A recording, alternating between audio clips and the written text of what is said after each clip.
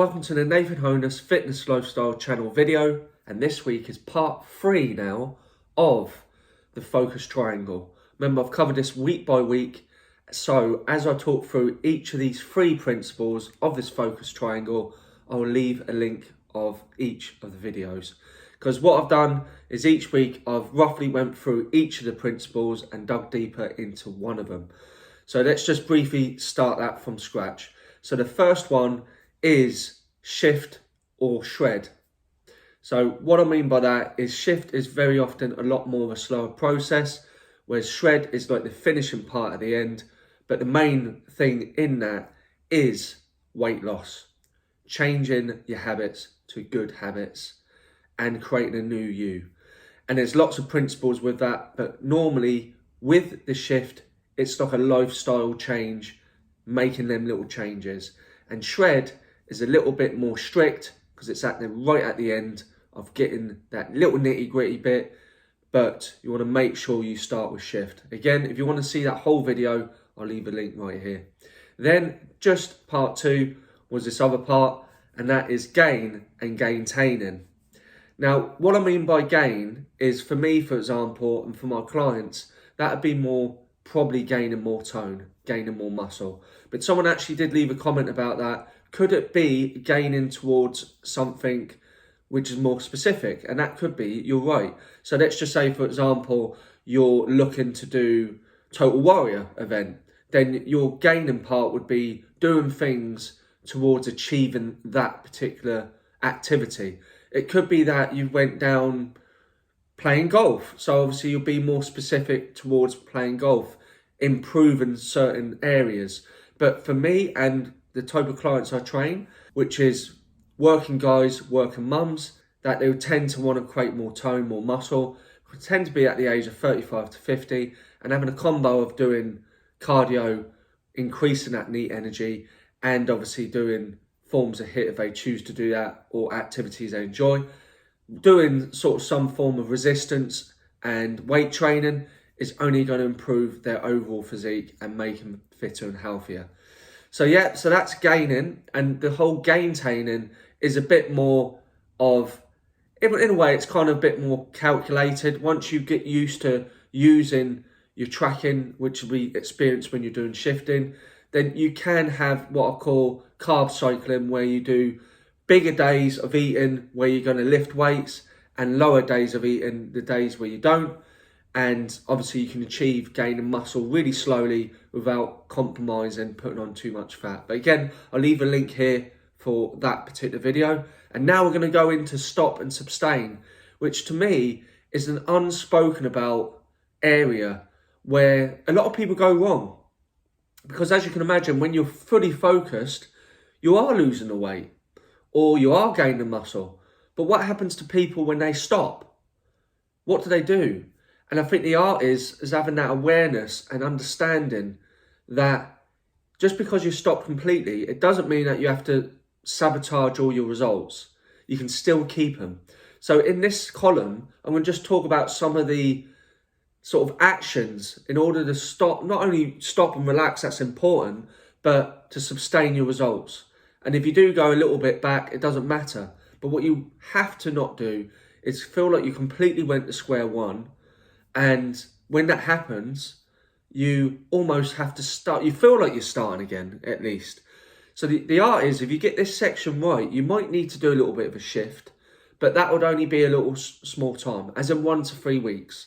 And then you can jump straight back onto whatever you focus more on in that gaining section. So these are some of the principles. You want to use something called intuitive eating when you're stopping altogether.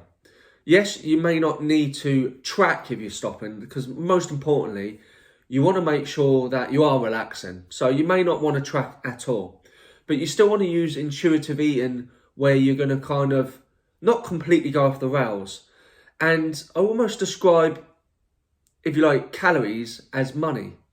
You don't always calculate everything you do with your money, but you have an idea how much you have to spend. And that's a bit like the calories you have. You may not be recording everything in, but you have an idea of what everything kind of weighs, because you've got the experience of the other columns. Yeah, you've already been tracking all the time. You've been weighing things. So when you get to this point, you've kind of got the education and know-how of what works for you a bit more. So that intuitive eating really does work to a point, of course. Certainly when you're relaxing, as it were, and you're stopping altogether. But generally, if you stop and completely relax altogether, I think without it being sort of detrimental to obviously ruining all your results, I think you've got up to, at a stretch of course, 4 weeks.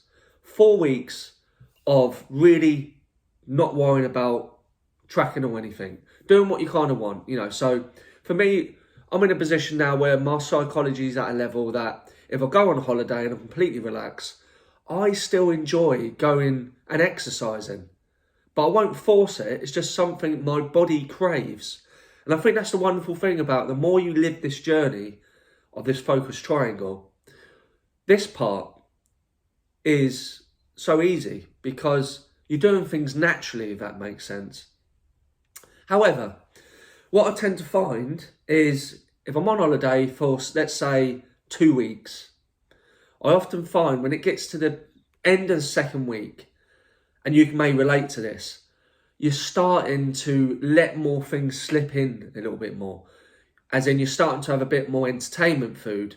You're starting to think, I don't feel like working out today.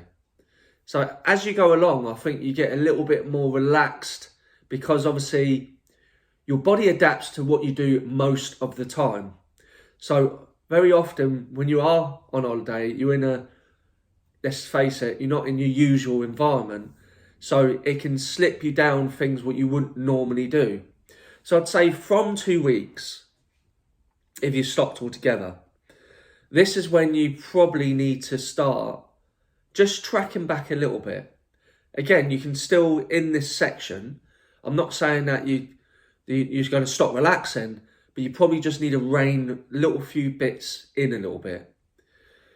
So what tends to happen at this point, around 2 weeks, is something what I call slip point. So the first couple of weeks is you kind of sustain, certainly if you're using the intuitive format. The next point is what I call slip point. And that is when that's the area is where it could be slipping down the bad road. If you're not that intuitive to go, or aware, if you like, to go, okay, let's take some of these back. So this is the slip point, or this is the point where you're going one way or the other. Then if you continue eating what you was eating, you're then going to start sabotaging your results. Or if you're just tracking it back a little bit, when you get to 4 weeks, you're at that slip point where you can jump back onto shift, and then you can obviously just do 1 to 3 weeks to get back everything on track. And then you can choose what you're doing in this gain or Gaintaining section, like I discussed, not only in the other part of the video, but what I discuss on the video right here, which I can pop up. So that's what's key in this bit. The more you use that intuitive, being aware in the stop sustain, it's only going to benefit these other sections, and it's going to keep your results, and you're going to keep sustaining and keep being healthy and fitter for life, in my opinion, using this focus triangle. So that's how important this is, and I'll see this happen so much that, you know, they've went through, if you like, shift. They haven't quite got to the point of shred, if you like, and then they've stopped. And then I wouldn't say they've completely went backwards altogether, but it's been a little bit harder in that shift to just get them to that point where they're at. And I think the more you live this, like I said, and the more you're aware of it, what the ideal world, what you kind of want is you've done your shift, and let's just say in this case, it's taken you 8 weeks, let's just say. You've done 1 week of shred just to really get them results. So you feel amazing, you feel like you've achieved something, you've got your pictures and everything like that. Then we've regrouped and you went, okay, I'm going to choose to gain a little bit of muscle. For Guy, for example, I want to get a bit more muscle around my shoulders. Let's bring them out a bit more. Let's focus on my quads. So that'd be the focus. So we do a bit more We'll do some gaining there, yeah? Maybe with gaintaining, depends on the person because everyone's so different. Then you've done that, and then you went, I'm going on holiday, and then you've stopped. And then you've been on holiday for a couple of weeks.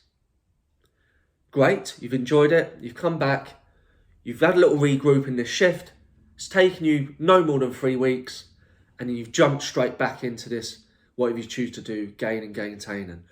That's kind of what you want your focus triangle to look like throughout the year. And it's all you're doing is continuously progressing. You're continuously enjoying that journey. So if you've experienced doing something similar to this, or you can relate to anything I've discussed in this focus triangle, leave a comment because it'd be great to hear from you because I'm pretty passionate about this system because I feel it's really worked for me over the years. Whether I've chose to do an event, whether I've chose to do something like a fitness show, whether I wanted to look good at someone's wedding or sort of I've wanted to look good in a holiday where it's been a beach holiday, whatever it's been, this has really helped me. Just the fact of having this down and think, where am I at on this focus triangle? So if you can relate to this, it'd be great to hear from you. Remember, these videos out every Wednesday. It's not going to be long now. So I've got my podcast, Power Progress podcast out, series 3. So I've made something different this time. I've decided I'm going to feature all the videos per week and on podcast of each of the guest speakers. So that's going to be on series 3. So it's out every Wednesday. So it'd be great for you to join them as well. So leave all the details in the comments. Otherwise, thanks for listening. If you haven't already done so, subscribe to the channel, hit that bell button, give it a like. Otherwise, have a fantastic day. See you later.